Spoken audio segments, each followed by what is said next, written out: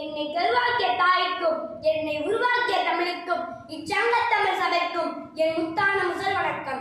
நான் பேசப் போகும் தலைப்பு மனித கடவுள் அம்மா.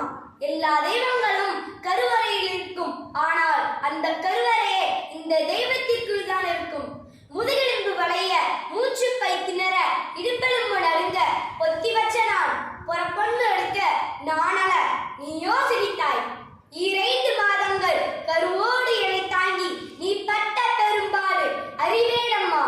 7 ஜென்மங்கள் எடுத்தாலும் உழைத்தாலும் உனக்கிங்கு நான் பட்ட கடன் தீருமா.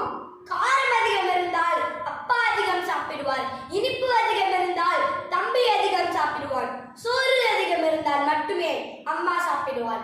1000 விடுமுறை வந்தாலும் அம்மாவின் சமையல் அறைக்கு மட்டும் விடுமுறையே கிடையாது. சோறு போட தாய் இருக்கா, பட்டினிய பார்த்ததில்ல, தாய் இருக்கும் காரணத்தால் கோவிலுக்கு போனதில்ல. சட்னி மட்டுமல்ல, கிட்னியும் தருவதுதான் அம்மா. எனக்கு ஒன்னானதுன்னா உனக்கு வேறு பிள்ளை உண்டு அம்மா, உனக்கு ஒன்னானதுன்னா எனக்கு வேற தாய் இருக்கா. என் வயசோ சிறுசு, நான் பேசிய தலைப்போ பெருசு. அம்மாவுக்குத்தான் எப்பவுமே மவுசு. அன்பா கொடுங்க எனக்கு ஒரு பரிசு. நன்றியுடன் நான் டி மித்தோன்.